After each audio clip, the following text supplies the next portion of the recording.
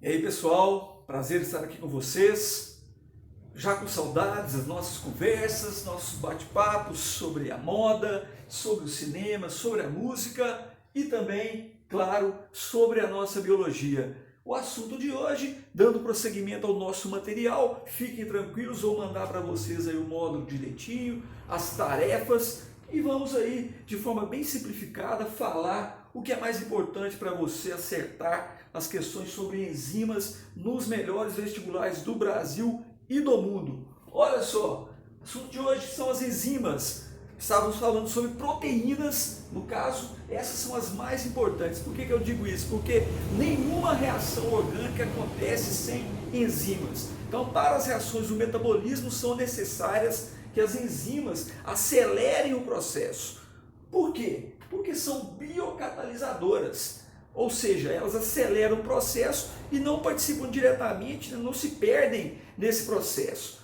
Isso significa que você pode reutilizá-las. Ela age sobre uma substância, um lipídio, uma proteína, um carboidrato, e depois está pronta novamente para participar de outra reação. Então são chamadas de quê? Biocatalisadoras. E o que elas fazem? Elas reduzem a energia de ativação. O que significa isso? Uma economia de energia para o corpo humano. Se você levar em consideração que essas reações químicas do nosso organismo são alcançadas às vezes com temperaturas elevadas, né? O que a enzima faz? Ela vai reduzir a energia de ativação. E você faz então o quê? Uma economia de energia, de caloria no organismo. Olha só, ela tem algumas propriedades, isso aqui você precisa guardar. Isso aqui é muito básico, né, nas provas de vestibular, e são 3. Então vamos junto comigo. Nós temos aí, são específicas para um determinado substrato. A segunda, atividade enzimática, que acontece em função da temperatura. E também a terceira, atuam dentro de um pH específico. Então vamos lá, primeira propriedade. Primeiro, elas são específicas para um determinado substrato. Ou seja, você tem aqui uma enzima, ela tem o formato específico dela, lembrando que cada uma pode alterar a sua estrutura através de 2 substâncias chamadas de cofatores e coenzimas. Então, a princípio, cada enzima tem o seu encaixe específico, que é chamado de sítio ativo, porém eu posso ter pequenas modificações utilizando os cofatores, sais minerais ou coenzimas, vitaminas, que podem ajudar ou atrapalhar o que a gente chama de sistema chave-fechadura, o sistema de encaixe perfeito de uma enzima que é específica para um determinado substrato. Esse substrato, no caso, é a substância que vai ser quebrada, que vai ser metabolizada. Qual é o exemplo que eu te dei aqui? Coloquei uma determinada enzima aqui, no caso, usei um carboidrato, né, como substrato, que é o elemento a ser degradado, a ser quebrado. Então, no caso, a nossa enzima é quem? A maltase.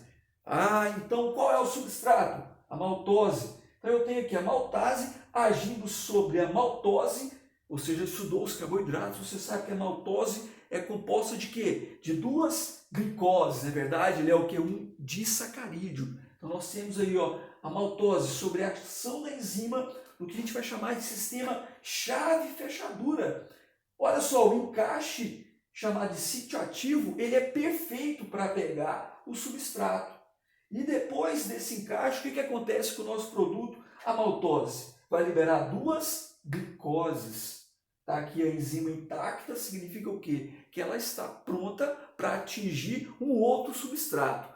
Então fica ali uma galera de enzima esperando o substrato passar. Passou uma maltose, aquela enzima específica vai lá e pega a maltose e degrada em 2 glicoses. Tranquilo? Então, à medida que você vai se alimentando e que esses vários produtos, vários substratos, né, vão percorrendo o seu organismo, eu vou ter o quê? Enzimas específicas para isso. Eu posso inibir esse processo em algumas situações? Claro. Eu tenho, por exemplo, a inibição, os inibidores. O veneno, por exemplo, é um inibidor perigosíssimo, né, que ele evita que aconteça isso aqui. Então, não tendo a degradação do produto, né, vai faltar o elementar para o seu organismo. Então, é um inibidor definitivo, perigosíssimo. Temos também o xenical, um medicamento utilizado também, utilizado para emagrecer, que ele é um competidor. O que significa um competidor? Uma questãozinha que já apareceu até em prova de vestibular. O competidor é o seguinte: você aumenta, a partir da substância do xenical, maior quantidade de substratos oferecidos no medicamento para competir com o substrato que você quer diminuir, que é o lipídio, já que você quer o emagrecimento. Então você coloca um produto, a enzima, nesse caso, vai ficar em dúvida, se ela vai no substrato que você quer, do lipídio, ou se vai de encontro à substância do xenical. Então eu vou ter o quê? Várias moléculas de lipídio que não vão sofrer ação enzimática. Você vai eliminar, no caso, placas de gordura inteiras. Mas agora voltando ao nosso assunto. Então, voltando novamente, nós temos o sítio ativo, o sítio de encaixe da enzima em relação ao substrato. Esse processo pode acontecer nesse sentido, reação de catabolismo, ou ele pode fazer o contrário também. Ele pode pegar, por exemplo, as duas glicoses e retornar ela para a forma de maltose, que a gente chama de anabolismo. Então, catabolismo e anabolismo. Nunca esquecendo os detalhes que eu te falei, que elas podem ser modificadas através de sais minerais, cofatores ou vitaminas, as coenzimas. Então, a primeira propriedade, não se esqueça, específicas para um determinado substrato. A segunda, atividade enzimática. O que nós vamos observar aqui? Nós temos a velocidade da reação em função da temperatura graus Celsius. Então, veja bem, um exemplo nosso aqui, coloquei de 37 a 40 graus, como que funciona a ação da enzima ao longo do tempo. Então, veja bem, coloquei aqui o ápice de atuação enzimática, mais ou menos em torno do nosso exemplo aqui de 38,5 de atuação. Veja bem, ele vai crescendo à medida que a temperatura vai chegando à temperatura ideal de funcionamento enzimático. Cada um tem a sua temperatura específica, dependendo do organismo. Então, veja bem, passou de 40 graus aqui, já está decaindo a curva da velocidade da reação em função do tempo.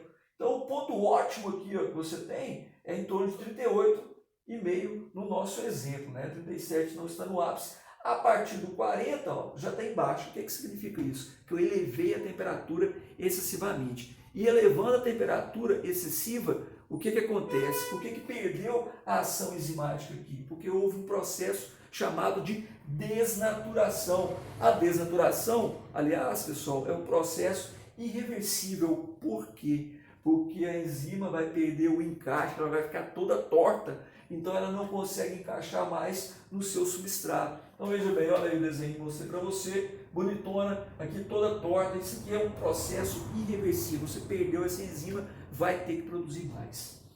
Tranquilo? Terceira etapa, atuam dentro de um pH específico.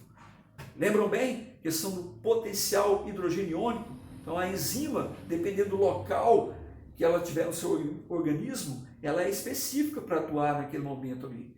Então, o exemplo que eu dei, o exemplo da boca, do estômago e do intestino. Mas antes, relembra comigo aqui, de 0 a 7, o pH é ácido, de 7 a 14, o pH é básico, e ali no meio, pH próximo de 7, um pouquinho a mais que 7, o pH é neutro. Então, veja bem, nós temos o pH neutro. O maior exemplo é o pH da boca, da amilase ou pitialina, que inicia a digestão dos carboidratos. Nós temos aí o pH ácido do estômago, por meio da pepsina. Nós já estudamos, por exemplo, quando a gente quebra as ligações peptídicas que compõem as proteínas, não é verdade? Você vai liberando os aminoácidos a partir da quebra da ligação peptídica. Então esse nome vem daqui, Então pH ácido, que atua no estômago, nome da proteína, no caso da enzima, pepsina. E aí o pH básico, pH do intestino, que é feito através da tripsina.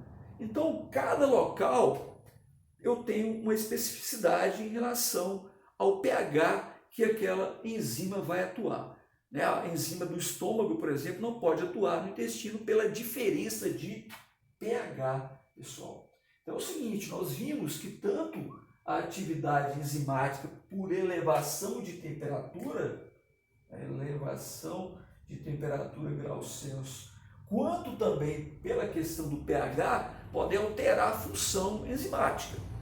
Então, esse processo de desnaturação é devido à perda do formato, da estrutura terciária da enzima. né, que é aquela que fala sobre o formato da enzima. A gente também já estudou sobre proteínas, né, a partir do momento que você perde o formato que a proteína tem, ela perde a sua função. Tá? Essa é a questão básica. Perdeu o formato, perdeu a função também. É isso aí, pessoal. É isso aí que eu tinha para falar para vocês. Todo o material aqui está bem completo na sua apostilinha. Você vai ler ela e vai fazer os exercícios. Pode tirar dúvida comigo. Eu estou à disposição. Tá? Estou o dia inteiro aqui à sua disposição. Mais alguma coisa? Envie as dúvidas. Por hoje é só. Eu volto daqui a pouco.